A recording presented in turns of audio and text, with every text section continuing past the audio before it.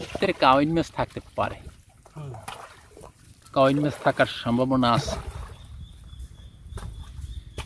এগুলি হচ্ছে কেওড়া গাছ, কেওড়া গাছের শ্বাসমূল,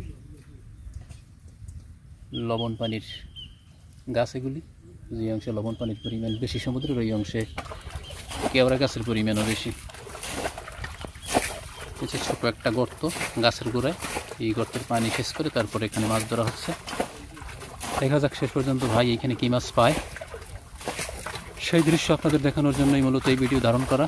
আশা করি আমাদের সাথে থাকবেন শেষ পর্যন্ত।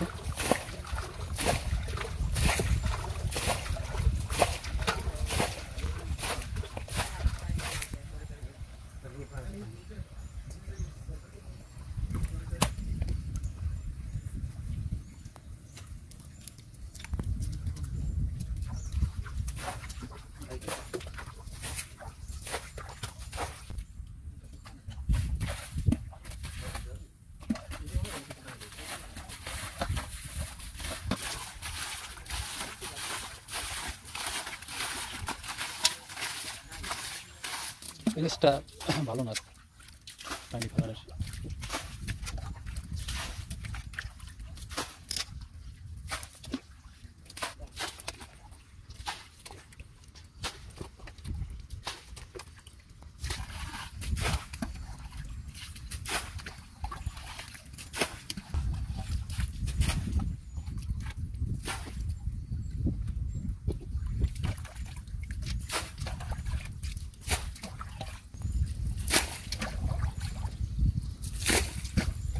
মাছ দেখেন কিছু না, এখন পর্যন্ত দেখা যায় না।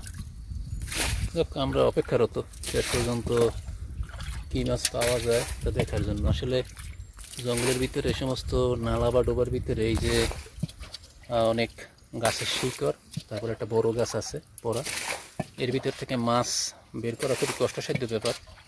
তো পানি সম্পূর্ণ একদম না শুকানো পর্যন্ত বোঝা যায় না যে মাছ আছে কি নাই। আর এই যে দেখেন কেওড়া গাছের শ্বাসমূল কি পরিমাণে এক একটা গাছের গোড়ায়। উপরের দিকে যদি অংশটা দেখাই, এদিকটা প্রচুর পরিমাণে গাছের শ্বাসমূল, আর এই যে অংশ সবুজ ঘন জঙ্গল, সব কেওড়া গাছ। অনেকখানি পানি শেষ করার পরে এই গর্তটা শুকানো হয়েছে অনেক লোক, আশানুরূপ কোনো মাছ নাই। এখন পানি একদম নাই বললেই চলে। তার ভিতরে দেখা যাইতেছে ওই হয়তো বা এই 2-4টা কাটালি চিংড়ি বা গোদা চিংড়ি এরকমের কিছু আছে। এই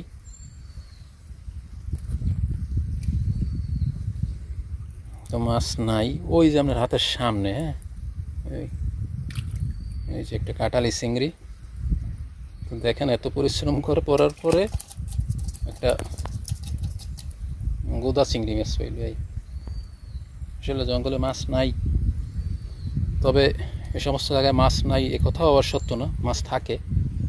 গণ বলতে একটা বিষয় আছে, যে প্রতিদিন মাছ পরে বা পাওয়া যায় এরকমের বিষয় না।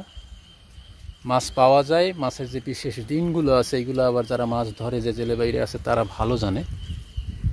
তো বিশেষ বিশেষ সময় প্রচুর পরিমাণে মাছ পাওয়া যায়। আবার যখন গণ থাকে না, তখন আপনি সারাদিন চেষ্টা করেও খাবার জন্য যে মাছ দরকার, সেই খাবারের মাছটা পর্যন্ত পাওয়া যায় না।